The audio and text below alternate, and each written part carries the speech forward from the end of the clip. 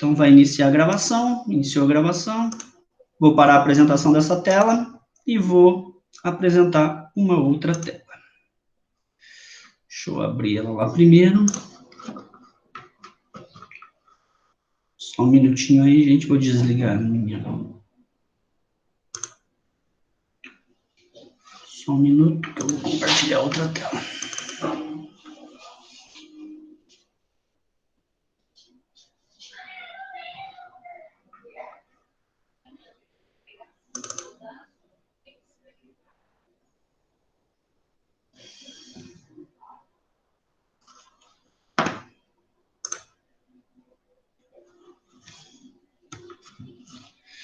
Vamos voltar para o Meet.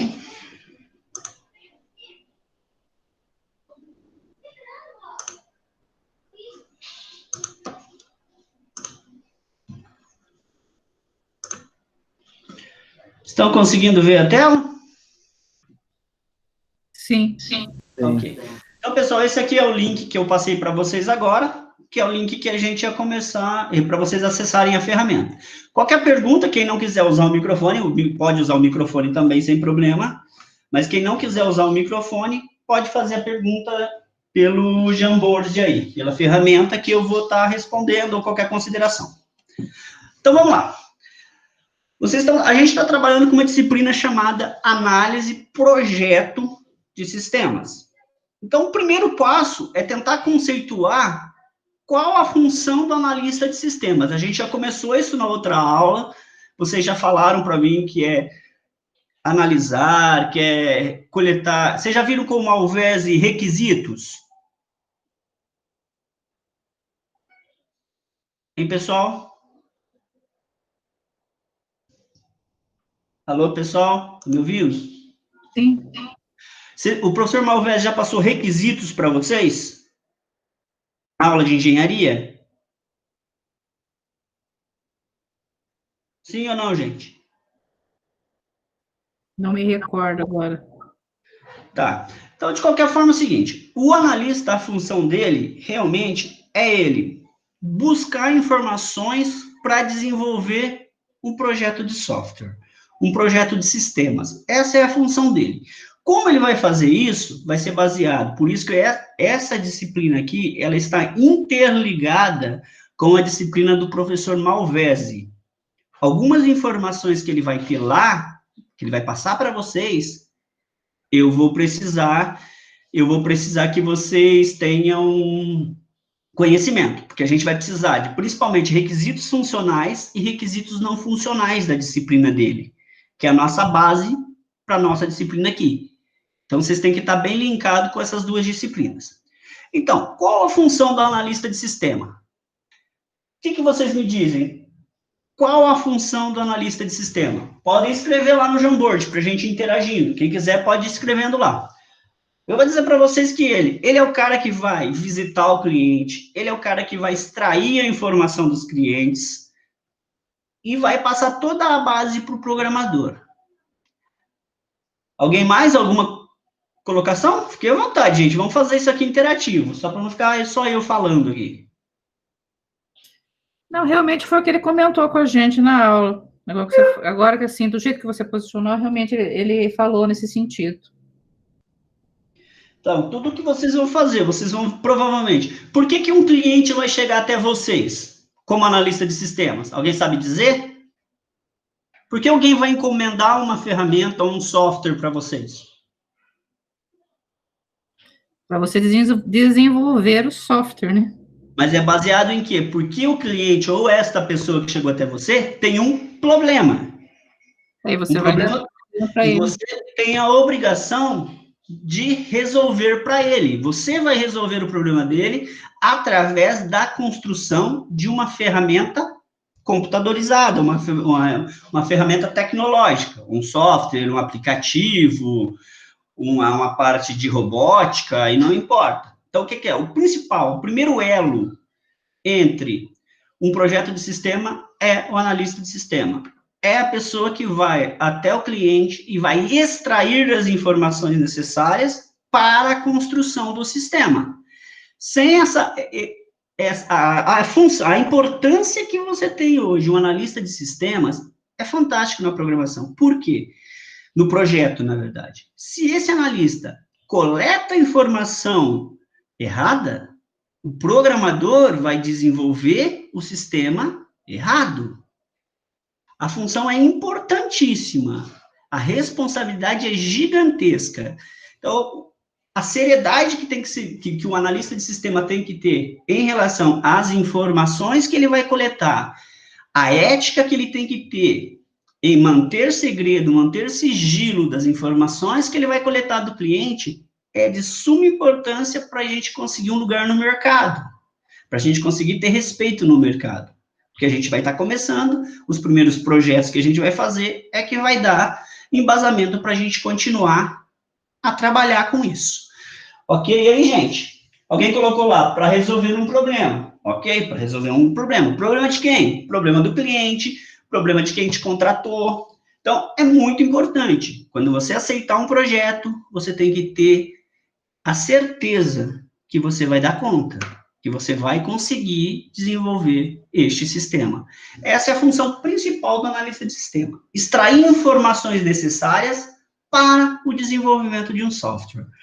Trazendo num paralelo em relação a um engenheiro, a um arquiteto de construção civil, por exemplo, o que ele vai fazer?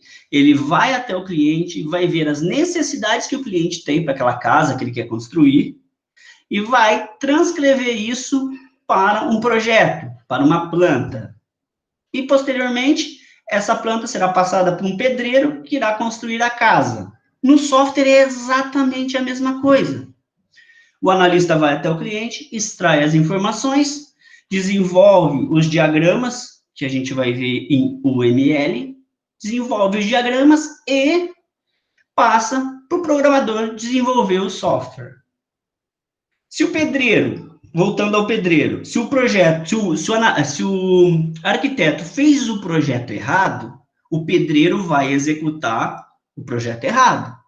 Se o analista fez o levantamento de requisitos errado, montou o projeto errado, o sistema vai sair com problemas, vai ter algum problema no futuro, alguma coisa não vai funcionar. Então, a importância gigantesca desse profissional, a pessoa que vai extrair as informações do cliente, do potencial cliente, ou entre outras situações. Conseguiram entender esse primeiro tópico? Eu gosto de interação, gente. Vamos tentar aí. Usem a ferramenta para falar, para escrever. Conseguiram. É interessantíssimo vocês entenderem esses primeiros conceitos, tá? Para a gente poder chegar lá na frente com essa responsabilidade. E aí, gente? Por favor, ajudem o professor. Bloco de notas lá. Ótimo. Entenderam? Sim.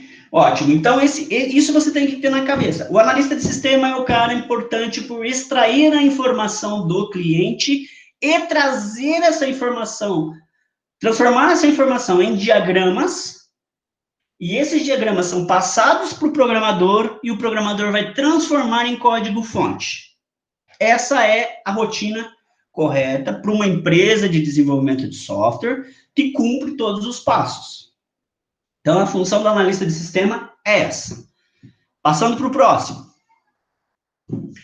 Qual o primeiro passo a ser tomado quando você é contratado para desenvolver um software?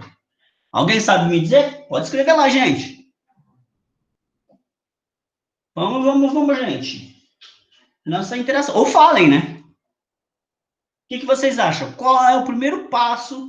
Você já, como analista, um cliente foi lá e bateu a sua porta.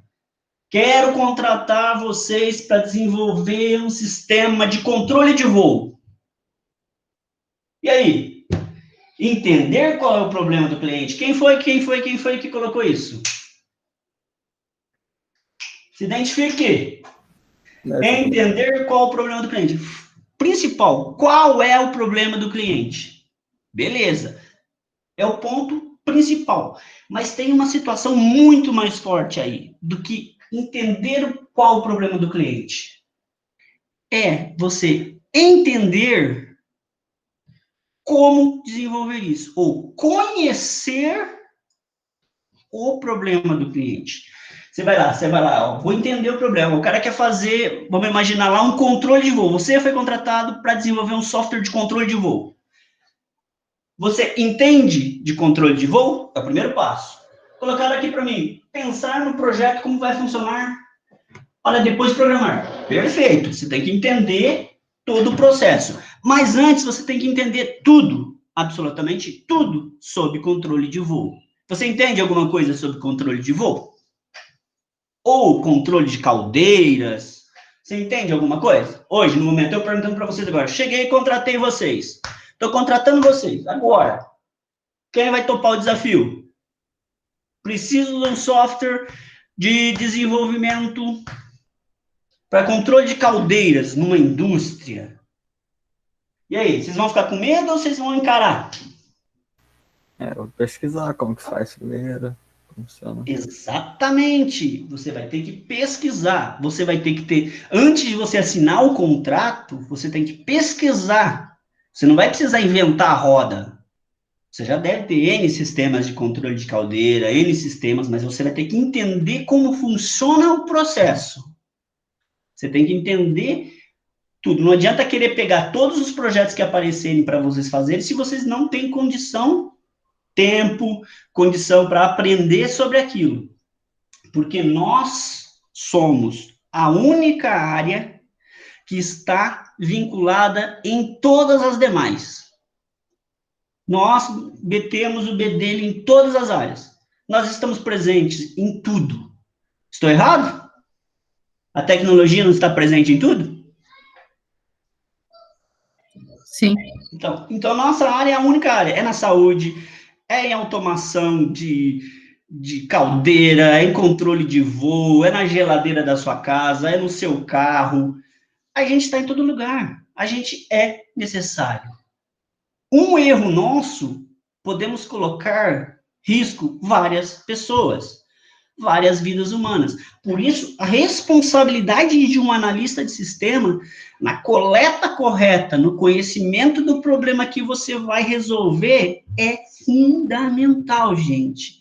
É fundamental para a gente conseguir apresentar um software, ou um aplicativo, ou uma ferramenta correta, que não coloque em risco vidas humanas, que não coloque em risco vidas de animais, de terceiros, do que seja o que for. A responsabilidade nossa é imprescindível. A gente precisa ser responsável pelas informações que a gente vai coletar. Vocês começaram a sentir o drama de que ser analista? O programador vai fazer o quê? Ele vai programar aquilo que você trazer para ele. O máximo que ele vai fazer é fazer algumas considerações. Mas se você, teoricamente, um exemplo bobo, mas se você criar uma fórmula lá que 1 mais 1 é 3, ele pode programar 1 mais 1 é 3. Porque ele está seguindo um projeto que você criou, uma informação que você foi buscar. Então, gente, o primeiro passo é conhecer o problema do cliente. Eu quero desenvolver um sistema para caldeira. Depois, conhecer tudo sobre caldeira. Tudo sobre caldeira. Aí eu posso chegar e fechar o meu contrato. Basicamente, essa é a história. O que vocês acham? O que vocês entenderam aí?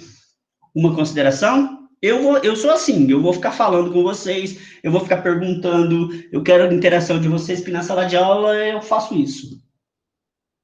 E aí, gente? O que vocês acham? Interage aí. Escreve lá. Ninguém vai escrever. Um dia eu consigo. Tá, gente, outra situação. Vocês terão que decidir qual a tecnologia que vai ser empregada. Para quê? Para resolver o problema do cliente. Qual tecnologia eu vou usar para desenvolver o sistema? Mas os senhores têm que pensar, os senhores e as senhoras têm que pensar no seguinte: eu vou falar para o cliente que eu vou desenvolver uma ferramenta que vai ser top, que vai funcionar nas nuvens, que vai funcionar com um banco de dados distribuído, e tá lá todos aqueles dados técnicos. Mas você tem que saber se o seu cliente tem condições de adquirir os equipamentos necessários para rodar o seu software. Porque não adianta você desenvolver um software e na hora de entregar o software, o cliente não ter equipamento para rodar o seu software. Muitas vezes, se você não cotou isso no início do projeto, verificou qual é a necessidade de hardware para rodar o sistema, você vai acabar perdendo o seu sistema, porque o cliente não está preparado para gastar 10, 20 mil para montar uma estrutura para rodar o seu software fantástico. Você precisa ter tudo isso antes, conversar com seu cliente, fazer análise, posso construir o seu software, mas a tecnologia que eu vou precisar para rodar o software, você vai precisar comprar um computador top de linha, você vai precisar comprar um servidor. Então, quer dizer, isso tudo tem que entrar no orçamento do cliente, ele tem que estar ciente, porque ele acha o seguinte, eu quero um sistema para rodar e resolver o meu problema. Mas eu vou resolver o meu problema? Mas eu não estou considerando, mas eu quero rodar esse seu super software no meu Windows 98. Como que vai funcionar? O seu sistema não vai funcionar lá. Então, você tem que também ter essa preocupação. Aceitei o projeto, vou fazer todos os cálculos que eu vou cobrar do cara, tudo certinho do cliente, mas eu tenho que deixar ele ciente que ele terá gastos. Gastos em equipamentos, gastos em redes, em estrutura, para poder rodar o sistema. Porque daí não adianta nada você ter um super sistema e o equipamento de hardware dele não acompanhar. Então, essa é uma premissa que vocês têm que colocar na cabeça de vocês. Aceite o projeto, mas deixe o cliente ciente que ele vai ter que provavelmente adquirir alguma coisa. E aí, alguma consideração?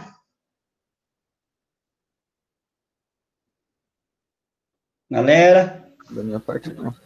Escreve lá, gente. Vamos bater um papo aí. Você não sabe como é horrível ficar dando aula para esse negócio, essa tela branca aqui, sem vocês falarem. Mas você tem que dar graça que você tem os alunos quietos. Dá para você se Não, eu gosto de bagunça. Eu gosto de interação. Porque daí eu não sei se vocês estão entendendo, que vocês têm alguma colocação.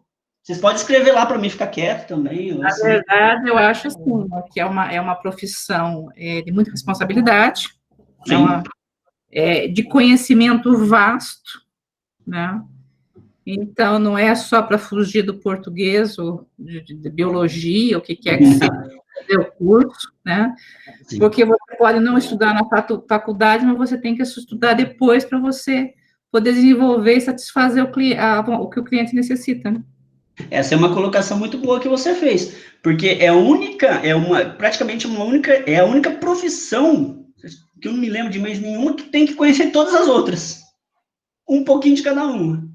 Porque, na verdade, mesmo que você não saiba, você tem que procurar o que é, né? Porque, às vezes, o próprio cliente não sabe, porque o dono não... De repente, quem é dono não é realmente o da área, né?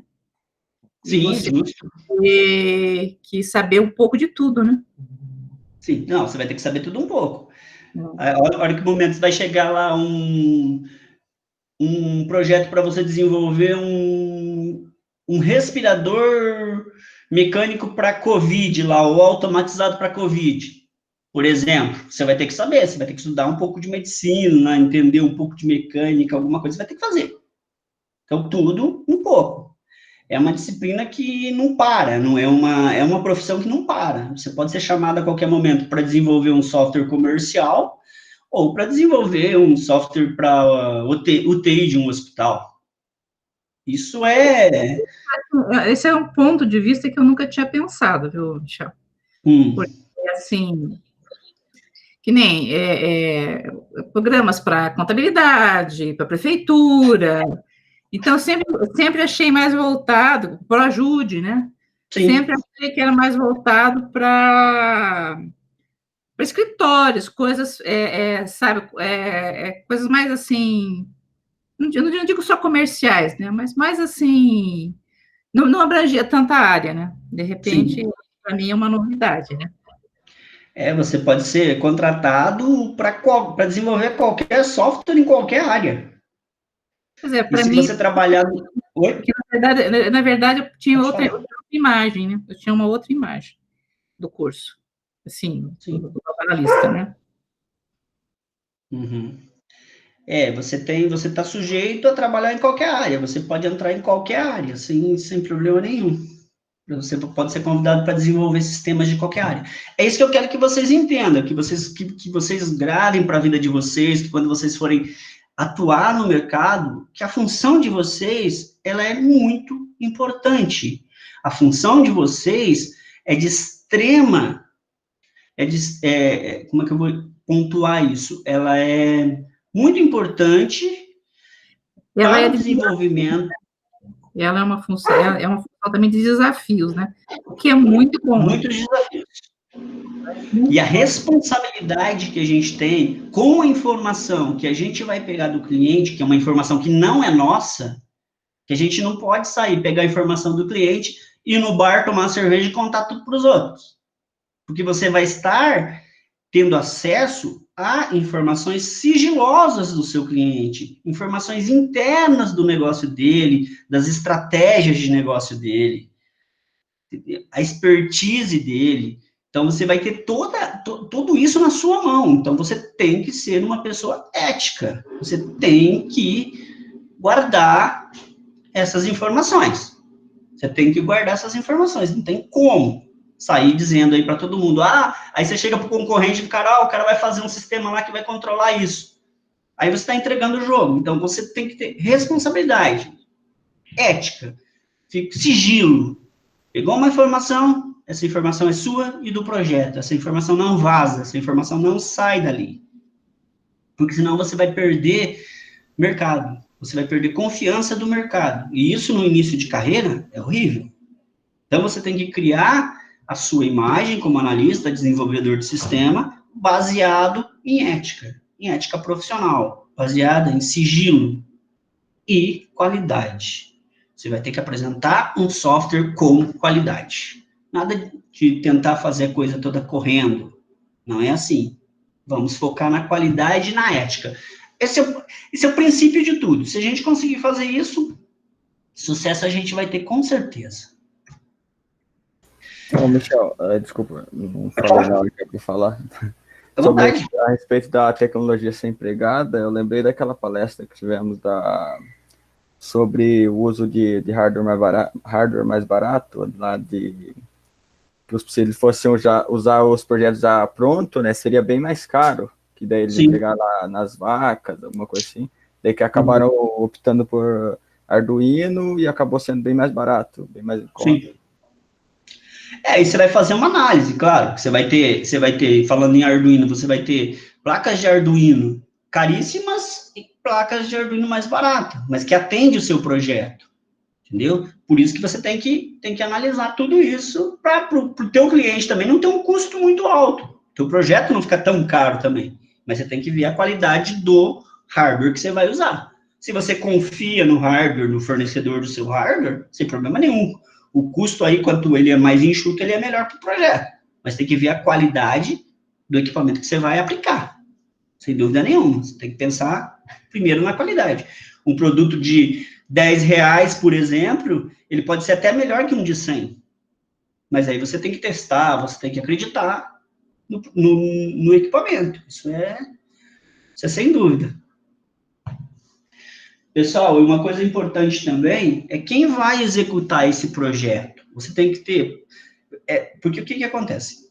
Eu tento direcionar essa disciplina aqui, baseado que vocês fazem parte de uma empresa de software. Vocês estão lá numa empresa de software, vocês montaram uma empresa de software, vamos imaginar todos vocês aí, montar uma empresa de software, e onde vocês distribuíram as funções de vocês. Quem vai ser o analista, quem vai ser os programadores, quem vai ser os caras que vão fazer os testes, quem vai desenvolver as telas.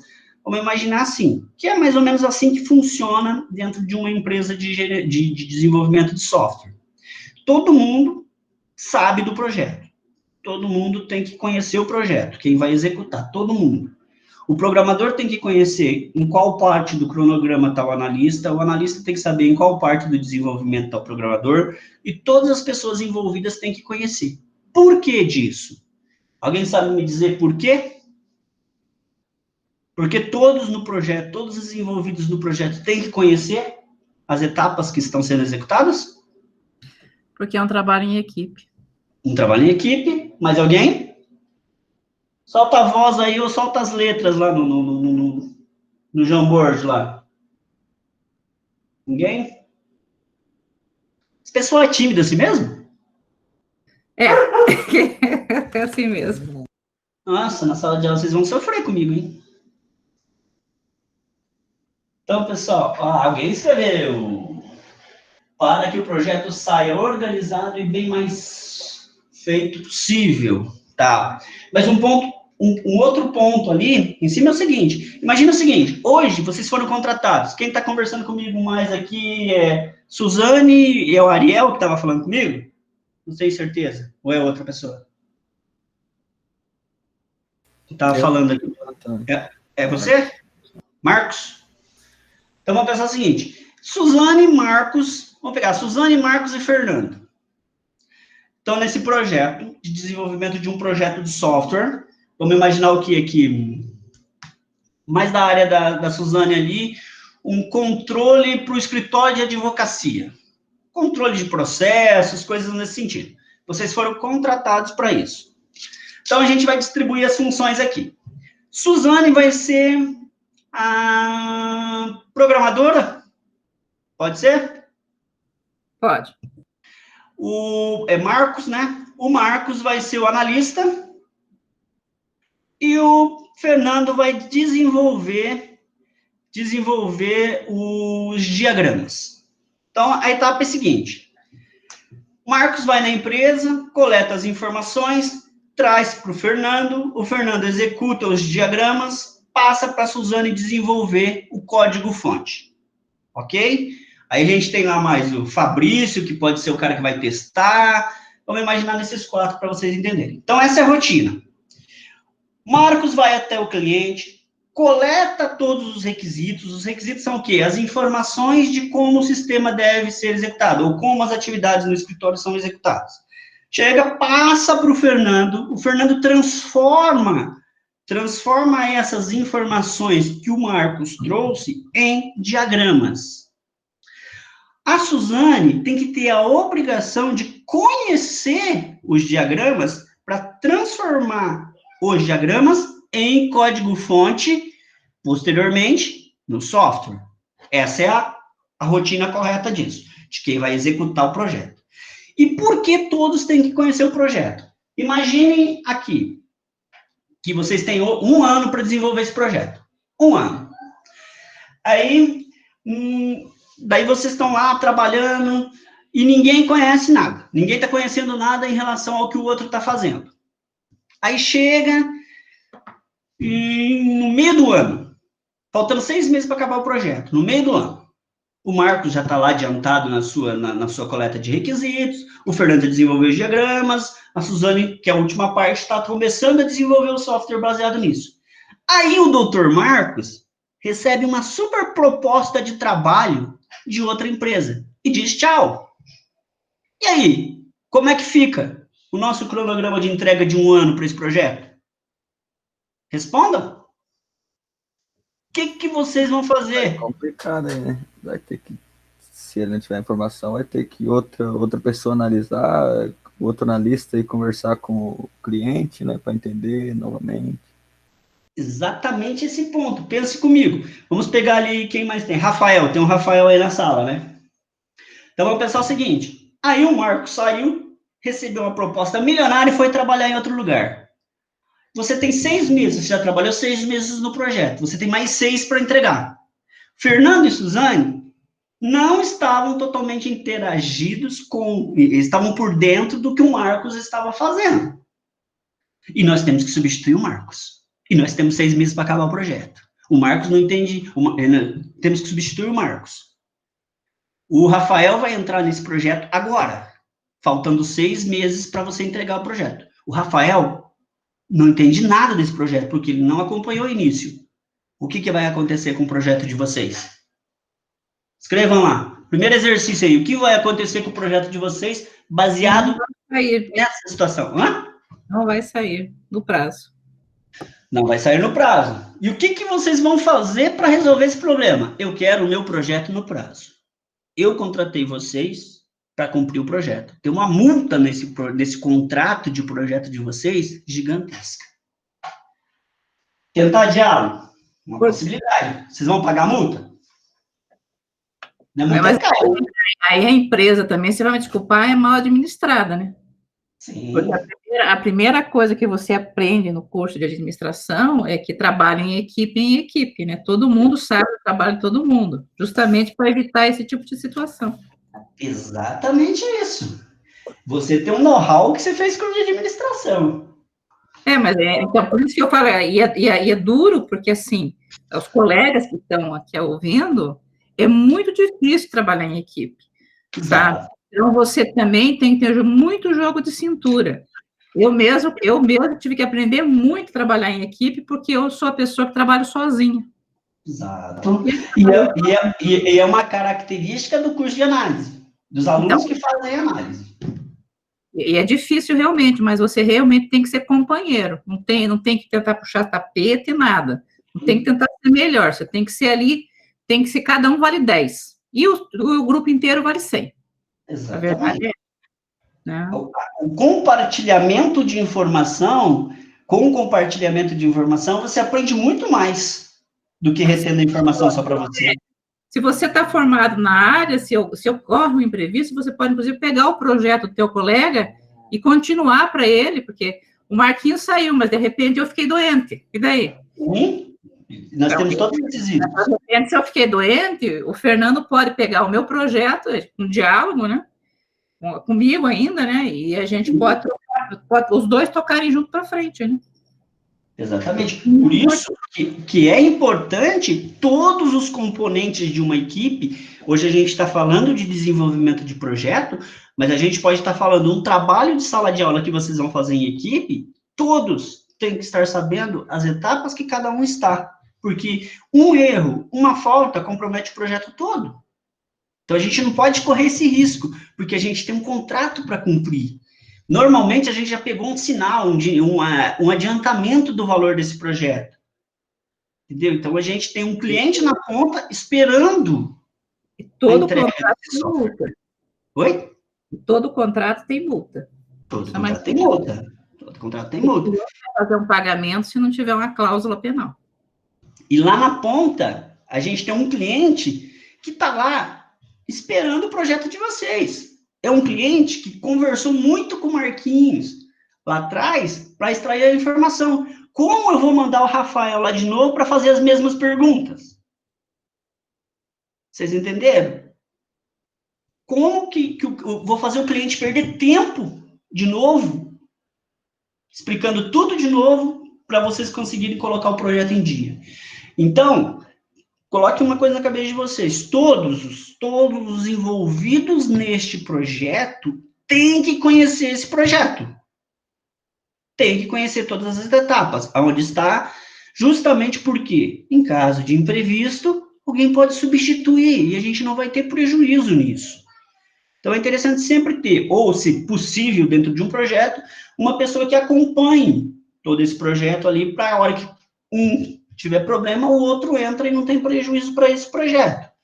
Então, é muito importante essa situação, certo? Porque a gente pode até tentar pedir um adiamento, que nem foi colocado ali, sem problema nenhum, se o cliente concordar, mas aí é se o cliente concordar.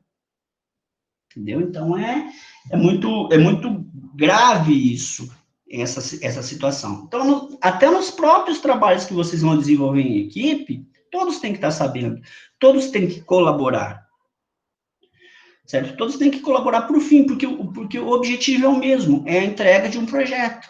Agora, imagine, esse sistema que vocês foram contratados para desenvolver, é lá de Faxinal. Eu não estou acompanhando o chat, se vocês colocarem alguma coisa no chat, eu não estou vendo, tá? É lá de Faxinal que vocês foram contratados para desenvolver esse software. Aí vai chegar lá no final do ano, que é a data da entrega, vocês não vão conseguir entregar. Numa cidade pequena, como que alguém mais vai entregar? Alguém vai solicitar mais algum projeto para a equipe de vocês? O que vocês acham? Não, aqui vai ficar queimado. Exatamente. A gente está numa região que todo mundo conhece todo mundo. Se você não entrega uma determinada situação, as pessoas ficam sabendo. Então, você tem que criar o seu nome como analista de sistema. Você tem que criar o seu nome como um bom desenvolvedor, uma boa empresa. Então, outro exemplo. Então, provavelmente, não entregou, você vai ficar marcador para aquela empresa lá, não vou contratar ela, porque ela não entrega os projetos no prazo. Aí você já começa a queimar a sua trajetória. Eu sempre uso uma situação, uma questão, que eu sempre pergunto o seguinte: vocês estão fazendo análise de sistemas. Pergunta, vocês podem, vou até limpar o frame aqui. Quantas pessoas, vamos pensar em pessoas, vizinhos de vocês, ou parentes de vocês, sabem que vocês estão fazendo análise de sistemas? Aqui é a população inteira. Você é a população inteira. E o restante dos amigos e dos colegas? Pode colocar lá quem não quiser falar. Todo mundo sabe, ninguém sabe. O seu vizinho do lado da sua casa sabe, sua tia sabe. Ninguém vai colocar? Ah, mas os parentes e os amigos. Né? Os parentes e os amigos estão sabendo, no seu caso. Eu trabalho, o fórum, a prefeitura, os vizinhos. Tudo sabe. Todo mundo sabe. A minha antiga escola. Todo mundo sabe. Tá, agora a pergunta. Quantos de vocês sabem fazer a formatação de um computador? Não sei. Eu sei. Quem sabe aí? Quantos sabe? Todos do meu círculo familiar. Eu não sei. Sabe? Eu e o Fernando não sabemos. Eu sei na base da marreta. É. Ó, eu sei, apareceu um eu sei ali. Quem mais? Coloca lá. Eu sei, 2 eu sei. Só 2. Só tem 4 pessoas que falam comigo. Mas vamos pensar o seguinte. Vamos dar um exemplo. Opa, mais um eu sei. Então, temos 3 eu sei. E 2 não sei. Tá, agora eu pergunto para você. Seu vizinho, do lado da sua casa, estragou o computador dele, ele precisa formatar o computador dele. Ele vai levar para você? Sim ou não? Não, para mim não vai trazer. Para você não, porque você não sabe, né, Suzane? Não. Mas para quem disse eu sei. Às vezes, mas mais provável do celular. Não, sim, mas vamos pensar no computador, na formatação do computador aí. Sabe por que eu quero dizer isso? Pelo sentido seguinte. Você está fazendo um curso, por exemplo, de análise.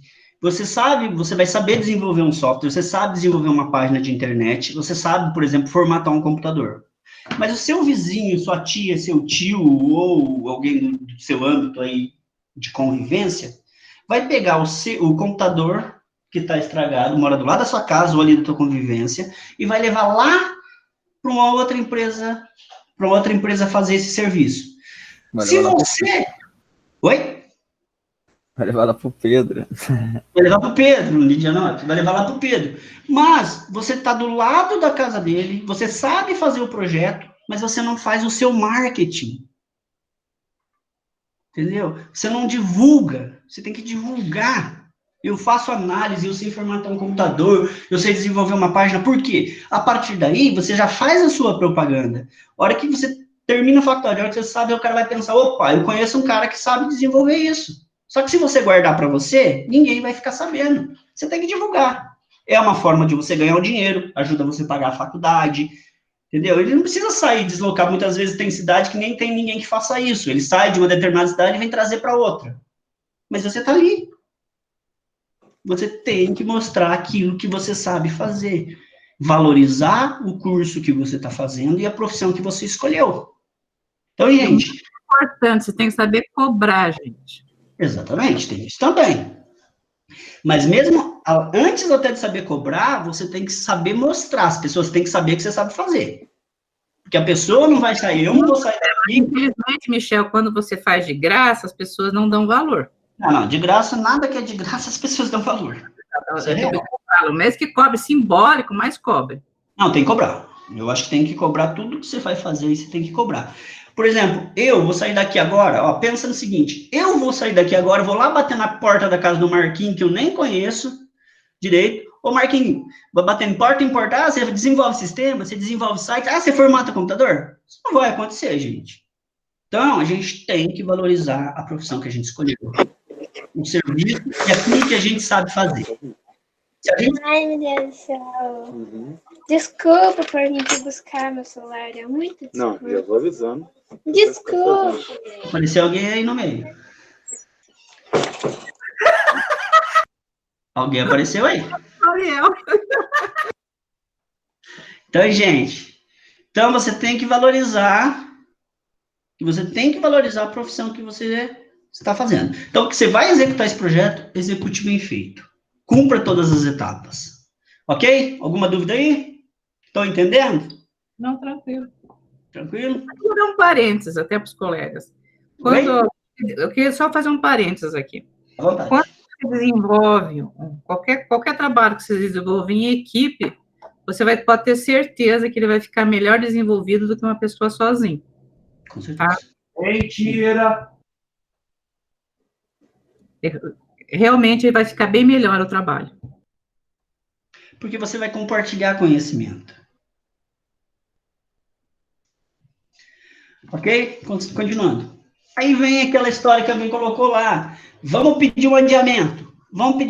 Ó, qual o prazo para o desenvolvimento? Não adianta você falar que você vai pegar um software e você vai... eu vou desenvolver ele em 2 meses, em 3 meses. Você tem que saber. Você tem que quantificar isso de uma maneira correta. Porque depois que você faz o cronograma, apresenta para o cliente e assina o contrato, você tem um cronograma para cumprir. Eu sempre acho que você pensa que você vai desenvolver um sistema em 12 meses, fale que você vai desenvolver em 16, em 14. Não deixa ali em cima. Ou se você acha que é 9, fale que é 12. Sempre tem uma margem de segurança para você poder fazer o desenvolvimento disso. Sempre tenha uma margem de segurança. Para não chegar lá no final e ter que ficar arrumando desculpa. Então, pessoal, a hora que fechar o cronograma, pensem na margem de problemas que pode surgir isso. Você precisa ter uma margem para respirar. Isso é fundamental. Pergunta, gente, nessa primeira tela? Puta, já só estamos na primeira tela. Tranquilo? Então vamos tocar.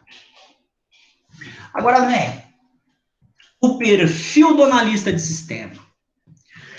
Além de você possuir todos esses conteúdos que você está aprendendo aí, banco de dados, segurança, estrutura de dados, algoritmo, para você ser um bom analista, você tem que saber ouvir. Você tem que saber ouvir. Uma das principais qualidades de um bom analista é ouvir, porque você vai ter que sentar com o cliente, conversar com o cliente, saber ouvir. Ouvir o cliente, ouvir o mercado, para ver como tá se comportando os softwares das áreas que vocês vão desenvolver, ouvir o cliente, qual a necessidade dele, o que ele espera do software, para você poder desenvolver uma proposta para ele, do seu ponto de vista. Ele vai te falar muita coisa, e dessas coisas que ele vai te falar, você vai ter que condensar, extrair o que é necessário. Você vai bater muita conversa com ele, conversar muito com ele, e você vai extrair muitas informações, não só com o cliente, mas com os usuários do futuro sistema, quem trabalha na empresa, ou quem vai utilizar o aplicativo de vocês. Vocês vão ter que saber ouvir. Os pontos de vista do usuário ou de quem precisa para o sistema é muito importante. Por quê? Não é você que vai usar o sistema. O sistema não é feito para você. O sistema é feito por você, mas não para você. Então, você tem que ouvir quem vai utilizar o sistema. A opinião deles é muito importante, porque é eles que vão usar. Não adianta você querer criar um monte de situações que ele não vai usar. Alguém conhece algum sistema aí que tem um monte de função e que não é usado, que vocês não usam, não sabe para que usar? Não sei se alguém trabalha com software aí. Meu celular. Seu celular? Alguém trabalha com algum software comercial que tem muita função e que não usa nem 50%? Tem alguém aí? Vamos, gente!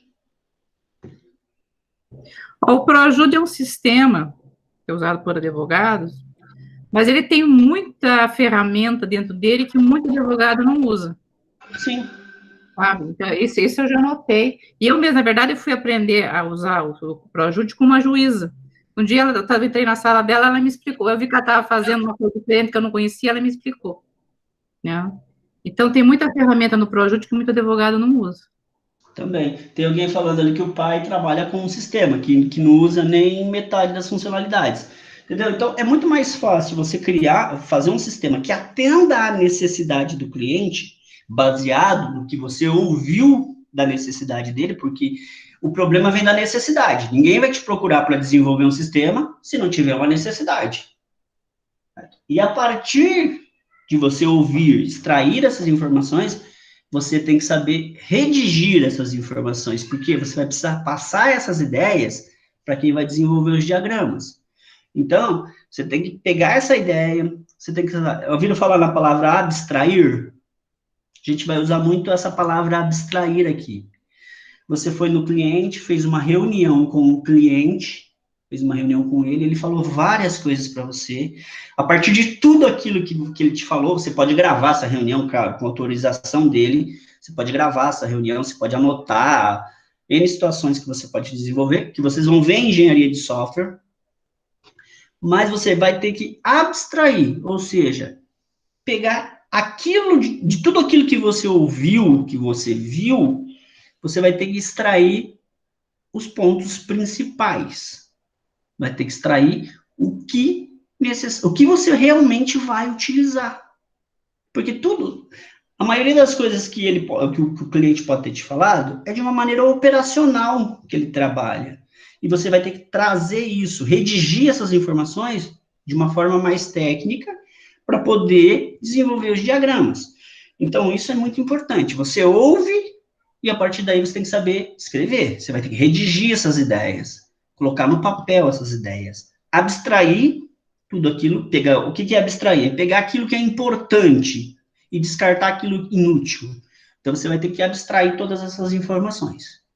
E conseguir expor todas essas ideias com clareza e precisão. Você tem que expor. A hora que você for explicar, a hora que você chegar para a tua reunião, você é analista, saiu lá do cliente, foi fazer a coleta de informação com o cliente. Você saiu de lá e veio para a reunião com a equipe.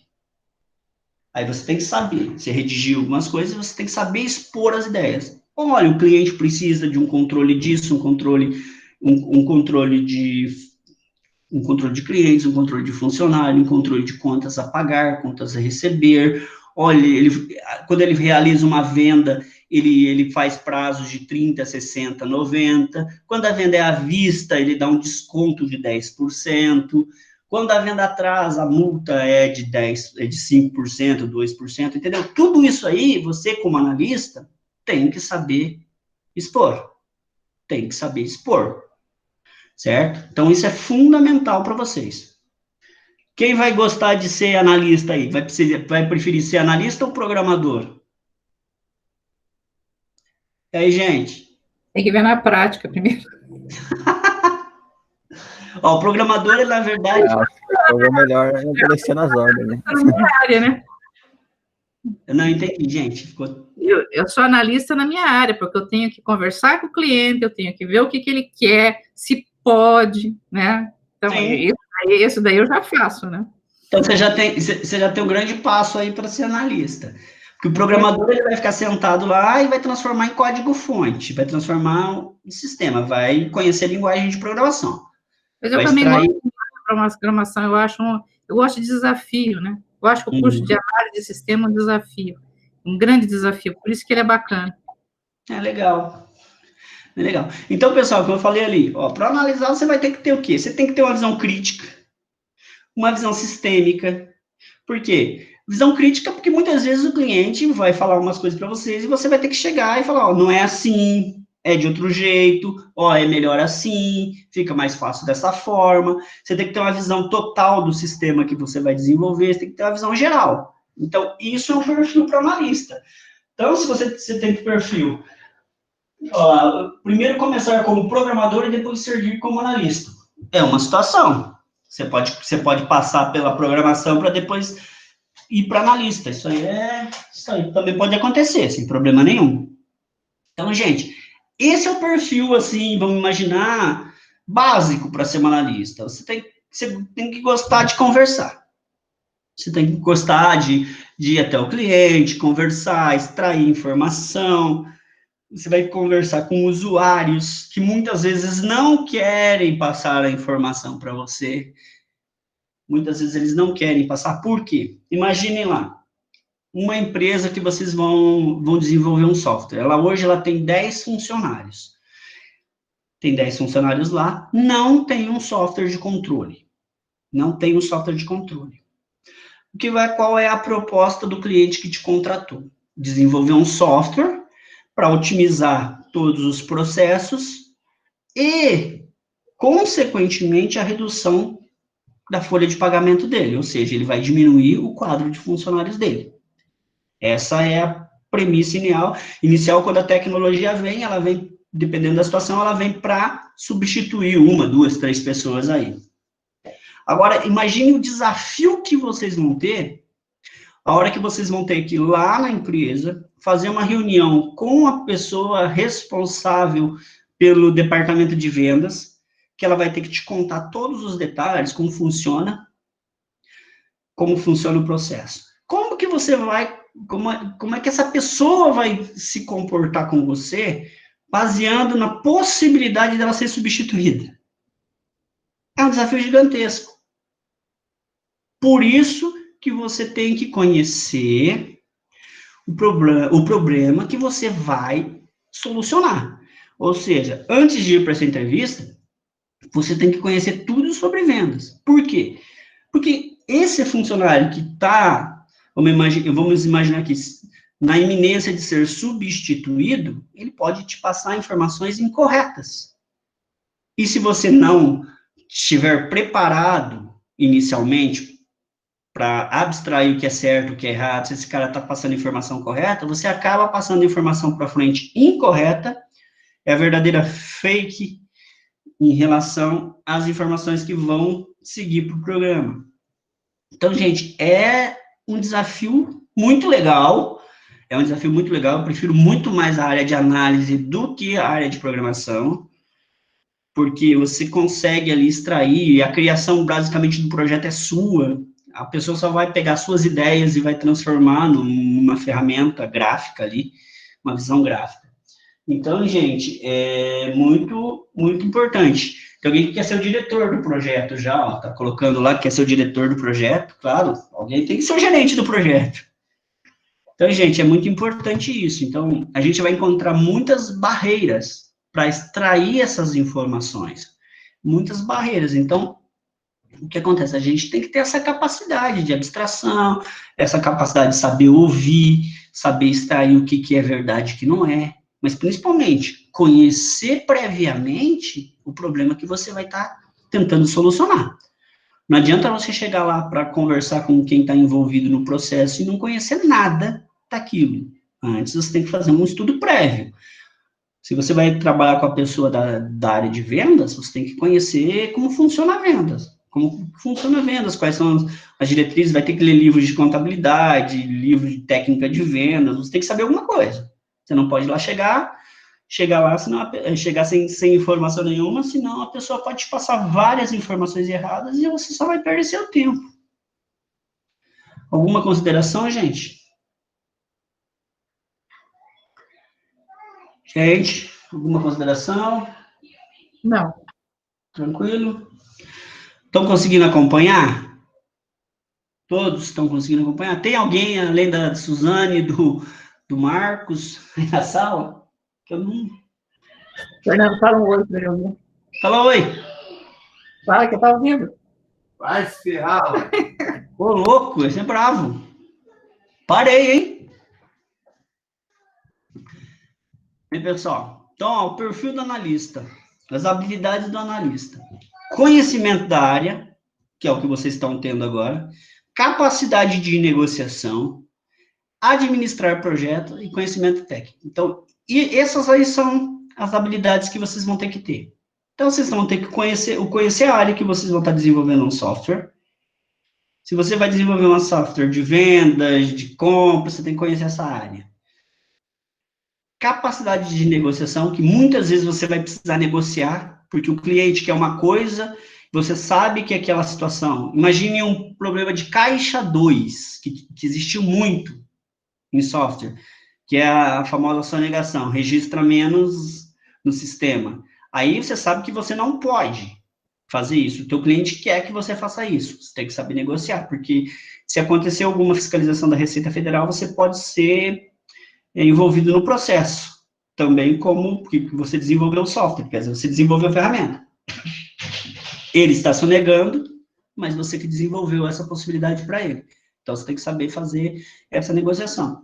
Ou alguma função que ele quer no sistema e que você tem uma outra visão que pode ser melhor. Então, essa negociação entre você e seu cliente é fundamental. Nem sempre aceitar tudo que o cliente quer, que muitas vezes o que ele quer nem sempre é o correto, é o legal, está dentro da lei. E saber administrar um projeto, que a gente volta lá, que alguém colocou que quer ser o gerente do projeto, que é saber administrar essa equipe. Se você está em 4, 5, você tem que saber administrar. De uma forma onde que qualquer membro dessa equipe saia, os outros têm a capacidade de tocar o projeto sem prejuízo, gente. Sem prejuízo. Então, isso é fundamental. Sem prejuízo. E o conhecimento técnico é o que vocês estão adquirindo aqui, nas disciplinas, nas matérias do curso. Então, isso aí vocês vão saber aplicar. Ok? Dúvidas, perguntas? Não. Então, vamos seguir. Agora a gente começa. Aí a gente só falou um pouco do perfil, como o analista deve se comportar, como é o mercado, como que o mercado vai se organizar em relação a isso, os clientes de vocês. Agora, o histórico da análise orientada a objeto, que é o foco da nossa disciplina. O conceito inicial ali era como ser um analista, o que é um analista, mas o foco geral da nossa disciplina é a análise orientada a objeto e o ML. A gente vai trabalhar muito com o ML, mas é interessante, antes de entrar em UML, que o UML significa linguagem de modelagem unificada, essa palavra, que ela vem para orientação ao objeto. Mas para a gente chegar na UML, a gente tem que saber por que ela surgiu, da onde ela veio, por que ela veio, como era a vida antes dos anos 60, 70. É um histórico rápido, mas é interessante vocês saberem. Então, gente, o que aconteceu? Aqui a gente vai chamar de POO, que é Programação Orientada a Objeto, certo? A primeira situação que surgiu sobre isso, alguém já ouviu falar numa linguagem chamada Simula 67? Ela foi a primeira, ela foi criada lá na Noruega, é a primeira em 1967, a gente já começou a falar sobre isso, é a primeira linguagem que começou a falar sobre os conceitos de classe e herança. Só que ela não ganhou popularidade, ela foi criada na Noruega, ela não teve aceitação no mercado. Mas foi a primeira vez que falaram sobre uma linguagem orientada a objeto. Eu não sei se vocês já fizeram um curso técnico, alguns já devem ter feito, e sabem o que é linguagem orientada a objeto. Mas isso vocês vão ter aulas específicas sobre isso. Aí na evolução surgiu a Smalltalk, em 1969. Só que ela começou a ser trabalhada em 1969 e só se tornou pública a partir de 1980. Vocês já devem ter visto falar de Alan Kay e da Xerox PARC, que nessa época, a maioria das coisas, as inspirações das maiorias das linguagens surgiram desse cara, do Alan Kay. Quem quiser pesquisar mais sobre ele, é interessante. E Xerox PARC, que era um local da Xerox, onde desenvolvia várias tecnologias e surgiu algumas linguagens de programação. É bem interessante, não é do nosso contexto aqui, mas é bem interessante a história desse Alan Kay. Quem quiser procurar, só para conhecimento mesmo. Aqui agora é só um histórico, tá, gente? Terminar esse histórico aqui, para a gente depois encerrar a aula, porque para a próxima aula a gente já entra em orientação a objeto. Aí vai ficar legal. Primeiro aqui, ó, como tudo começou. Linguagens estruturadas. Vocês chegaram a fazer alguma coisa em alguma linguagem? Pascal, vocês chegaram a ver alguma coisa em algoritmo ou não? Ou só vira algoritmo mesmo? Não. Qual que é mais agora? Agora a linguagem C agora... C, né? Algumas coisinhas. Vocês estão vendo C, né? Então, gente, é mais uma ideia. As linguagens de programação surgiu lá em 85, a Eiffel, que foi desenvolvida com foco na qualidade do código. Eles tentaram melhorar as qualidades de código, certo? Para buscar a melhora da produtividade, porque os códigos, eles eram muito repetitivos. Você fazia linhas de código milhares de vezes, e muitas vezes iguais. Então, eles tentaram buscar uma melhora da produtividade, certo? Quem tiver interesse em se aprofundar, é só pesquisar por essas linguagens. Quem gosta de história, é bem interessante as evoluções dessas linguagens, que não é o foco, mas é o que eu preciso disso para poder falar de outra coisa daqui a pouquinho.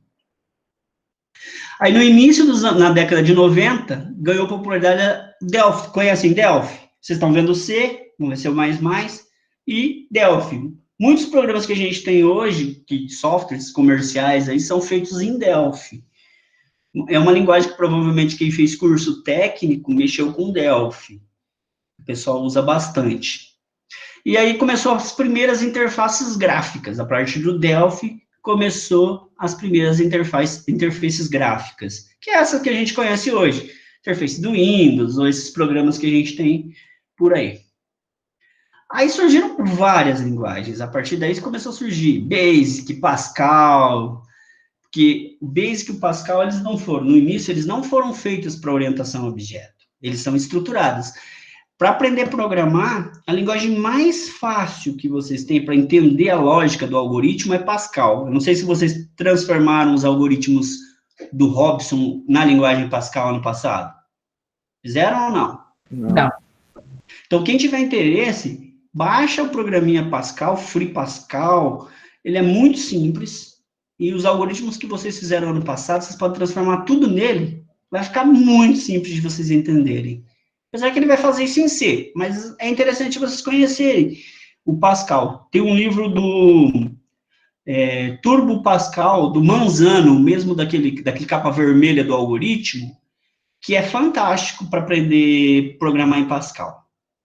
É muito simples, gente, para ter essas primeiras impressões aí. Quem tiver interesse, é uma indicação, é muito interessante. Aí essas primeiras linguagens surgiram, só que elas não foram feitas para orientação a objeto, certo? Aí tiveram problemas de compatibilidade, deu muita manutenção, estava dando muito problema, então depois elas foram implementadas para isso, mas no início só deu problema, certo? Depois a gente surgiu com Java, todo mundo conhece o Java, que todo mundo tem Java em algum lugar aí nos equipamentos, aparece bendito Java. E ele trouxe produtividade, melhor reaproveitamento, manutenção baixa. Essa linguagem já veio para isso. Agora, por que eu falei tudo isso? Alguém sabe por que eu falei tudo isso de linguagem de programação? Ó, o pessoal está colocando ali que é um pouco de Java, só algoritmo, estamos começando com C. Mas tá, agora voltando para o nosso mundo. Esse mundo de linguagem de programação eu deixo para o Ronan, para o Robson, aí, que esses caras que gostam de programação. Mas a nossa situação é a seguinte. Quando iniciou essas linguagens de programação, começaram a se tornar populares, os desenvolvimentos de softwares aumentaram. Consequentemente, o hardware aumentou. O hardware teve que evoluir. As linguagens de programação estavam chegando, cada vez mais você tinha que desenvolver um software e você precisava de hardware. Hardware para desenvolver. E também precisava alguma coisa para gerar isso, para gerir isso, algum padrão. E a gente não tinha padrão. Ó, nos anos 90, a gente tinha lá a Guerra dos Métodos. O que é a Guerra dos Métodos?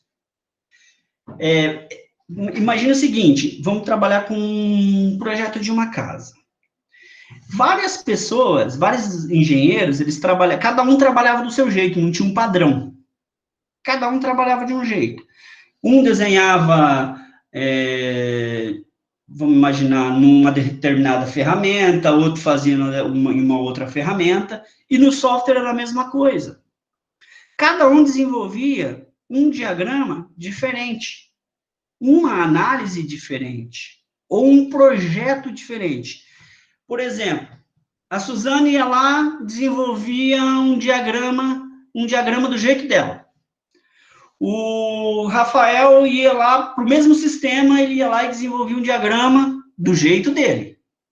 Aí o Fabrício ia lá e desenvolvia um diagrama do jeito dele. Ou seja, para o mesmo sistema, eu tinha 3, 4 tipos de notações diferentes, ou de desenhos diferentes, para resolver o mesmo problema. O que isso aconteceu? Era muita gente desenvolvendo, e muita gente desenvolvendo de forma diferente. Certo?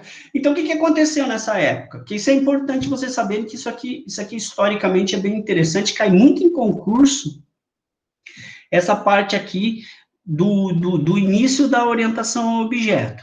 Então, nós tínhamos lá, os mais famosos eram o Rambo, o Bush e o Jacobson. São essas três pessoas tinham 3 maneiras de desenhar os diagramas. 3 maneiras de desenhar diagramas diferentes para o mesmo problema. Ele tinha notações diferentes. Imaginem que para representar um software usava um círculo. O outro, para representar o outro software, usava um quadrado. O outro, para representar o software, usava um retângulo. Cada um tinha uma forma de realizar essa representação. Então, quer dizer, era uma bagunça. Nessa época aqui era uma bagunça, gente. Se você fosse pegar um projeto, imagine você, como programador. Hoje eu vou desenvolver um sistema. Recebi uma análise lá do Rambo. Eu tinha que conhecer todos os diagramas do Rambo. Na semana seguinte, eu recebo um do Bush. Eu tinha que conhecer todas as anotações e os diagramas do Bush. E na outra semana do Jacobson. Olha a loucura para o programador. Eu teria que conhecer 3, 4, 5 tipos de diagramas diferentes para desenvolver, muitas vezes, até o mesmo software. Então, não tinha um padrão. Era uma loucura. Não tinha padrão. Então, você tinha essas três metodologias, né? A Bush, a OMT e a OUSE, que era pelo Jacobson, pelo Bush e pelo Rambo. Então, gente, o que eu quero que vocês entendam é o seguinte. Nem sempre foi uma maravilha. Antigamente, o programador, se ele fosse interpretar os diagramas para programar, ele teria que aceitar só aquilo que ele conhecesse ou conhecesse todas. Era muito trabalho. Por isso que os projetos atrasavam, por isso que as situações nunca andavam certo. Ok? Entendido aí? Alguma consideração? Não. Tranquilo? Então, é o que eu quero que vocês entendam aqui. Aí é o seguinte, aí o Rambo e o Bush resolveram unir essas 2 metodologias aí, esses 2 métodos, que se chamou método unificado. Então, quer dizer, ele pegou o que tinha de melhor no Rambo, o que tinha de melhor na notação do Bush, que são 2 estudiosos, 2 autores, né, que tinha melhor neles, e criaram um método unificado. Ou seja, já estava iniciando um padrão, certo? Ele estava começando a iniciar um padrão de desenvolvimento de desenvolvimento de diagramas, ok? De modelagem de diagramas. Então, isso lá em 1995. Aí, passou um tempinho, Jacobson juntou a eles, tá? Daí ele pegou o quê? A metodologia dele, que era o RUP, e juntou nele, juntou com os outros 2. Então, se vocês forem na biblioteca hoje, você vai ter um livro lá, que é o pai da análise orientada a objeto, é o livro mais, é o mais complexo de entender, mas desses 3 caras juntos, o Bush, o Bush, o Jacobson e o Rambaud que se uniram e criaram e fizeram esse livro, que ele trabalha com toda a orientação a objeto, e a partir da união do que era melhor desses 3 caras, surgiu a UML. Então, o que era legal do Rambaud, o que era legal do Bush, o que era legal do Jacobson, eles pegaram e fundiram tudo. E aí foi criado a famosa UML, Linguagem de Modelagem Unificada. Uniu todas essas três linguagens e criaram a UML. O que é interessante vocês entenderem aqui, que UML não é linguagem de programação. É uma linguagem de modelagem. Então, ela surgiu da cabeça desses 3 caras. Esses 3 caras tinham coisas diferentes e resolveram, vamos melhorar o mercado, vamos ajudar o mercado de programadores, vamos se juntar, e a partir disso, a gente consegue criar uma coisa única, uma linguagem única, uma metodologia única, que todos podem usar.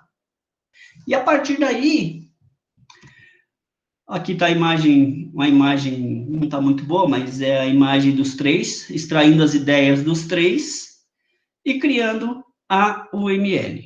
Então, pegou o Bush, pegou o Jacobson, pegou o OMT do Rambaud, e pegou os 3, sugou todas as ideias dos 3 e criaram a UML. Então, o que a gente pode dizer da UML, gente, para iniciar aqui? O UML é uma linguagem de modelagem unificada, não é uma linguagem de programação, ela não é uma linguagem de programação, e hoje ela é utilizada, você vai usar ela aqui, no Brasil, na China, nos Estados Unidos, para onde você for trabalhar com modelagem de projeto. A UML se tornou uma linguagem universal. Você se forma aqui no Brasil, aprendendo o UML. Você vai para qualquer país do mundo, e você vai ter o UML lá. Então, você não vai ter várias coisas diferentes para você aprender. Você vai aprender uma única vez quais são os conceitos, como aplicar, e você pode utilizar em qualquer projeto de software. Em qualquer projeto que você for desenvolver, em qualquer lugar do mundo. Então, o UML é o foco da nossa disciplina, tá? Que a gente vai começar a desenhar diagramas, que vocês vão ver várias situações, mas o UML é a nossa fonte. Pessoal, alguma pergunta aí? Esse livro dele tem 757 páginas, Michel. 757 páginas, e ele é para iniciante, ele é o mais complicado. Ele tem alguns livros lá, que ele tem alguns livros mais simples, que é aquele primeiro lá que está na bibliografia, que são mais simples de entender. Mas esses caras são o pai da coisa, o pai da UML. Tudo que você quiser tá ali. Pelos 3, né? O Sim. Autor foi o autor, os criadores e o autor do livro. Então, você tem várias informações. É muito interessante. Pessoal, alguma pergunta? Porque eu pretendo fazer o UML na próxima aula, gente. Senão eu vou encher vocês de informação. A gente tem muita coisa para ver. O que vocês acham? Não, na verdade, o interessante era eu ler o primeiro capítulo, pelo menos, do livro. É basicamente o que eu falei aqui, simplificando e resumindo a situação. Pessoal, alguma pergunta? Aqui tudo certo. Pessoal, então, eu vou pedir uma coisa para vocês agora. Usem o Jamboard lá para mim, se vocês puderem, nesses últimos 5 minutos aí. Usem o Jamboard lá para vocês só falarem para mim o que vocês acharam da aula, se vocês acham que tem que melhorar alguma coisa, se está legal, o que vocês não gostaram, porque a partir daí eu consigo ir aprimorando o que vocês precisam.